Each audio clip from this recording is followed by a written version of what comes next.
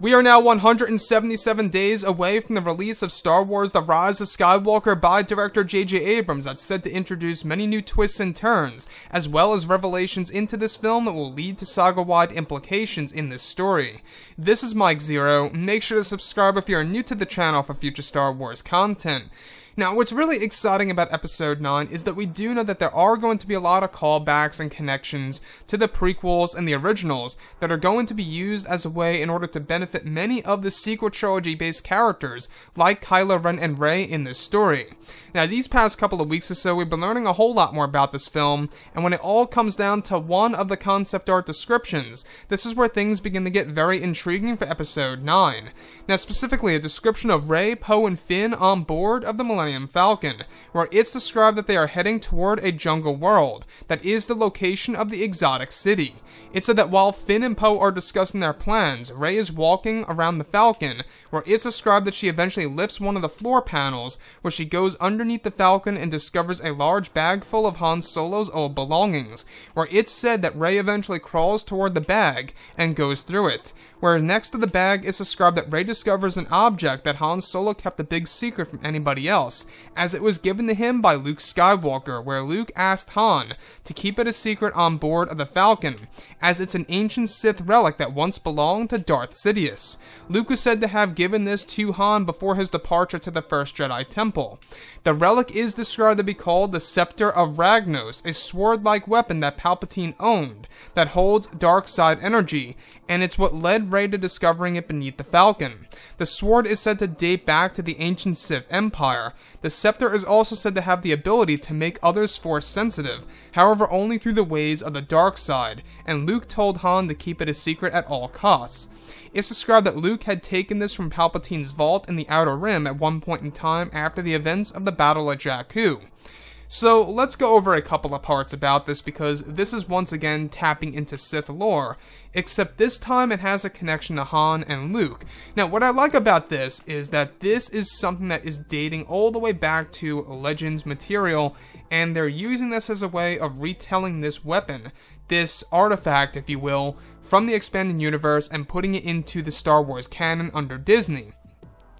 Now, the Scepter of Ragnos, what's really interesting about this, guys, I don't know if you guys really know about this too much, but it is a weapon, almost like a staff, kind of, with a sword designed to it on the very end, where it's said to have actually created a cult that was actually trying to bring back Ragnos. Now, what I like about this is that this is yet once again a nice Easter egg to Star Wars Legends, and a great way to really use that as inspirational material and inserting it into the canon for Episode 9. After all, we do know that Chris Terrio loves Star Wars Legends, and it only makes sense as to why this was inserted into the actual film.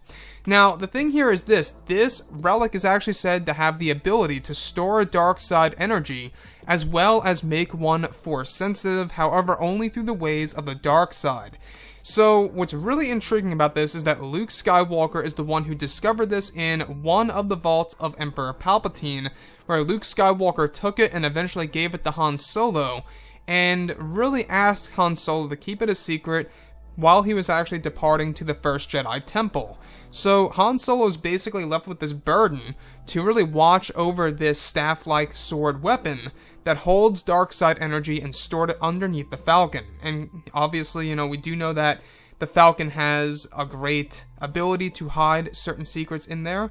We've seen the floor panels being lifted in both A New Hope and The Force Awakens.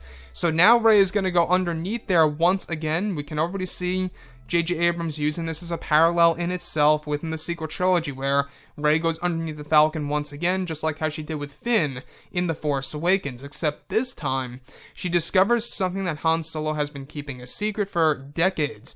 Now, what I like about this also is that this does indeed open up the possibility of this being a connection to the new Star Wars trilogy. Now, we do know that the new trilogy is going to really open up a whole entire new saga of the Star Wars universe. We also know that some of the rewrites that took place for Episode 9 during the months of November and December of 2018 also included a new storyline that would connect to the new trilogy.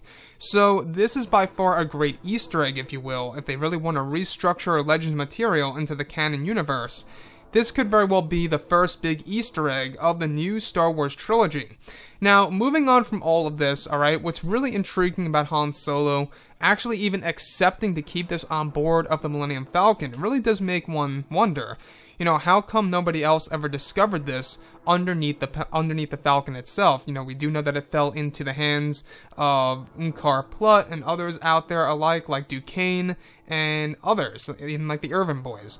A lot of people have owned the Falcon, a lot of people have stolen the Falcon, so it's really surprising that nobody really came across the Scepter of Ragnos. Anyways, guys, drop a comment below. Let me know what you think about all of this in the comments. And if you guys did enjoy the content for today, do make sure to drop a thumbs up on this video to support the channel. I thank you all so very much for the kind support, and I'll catch you guys next time.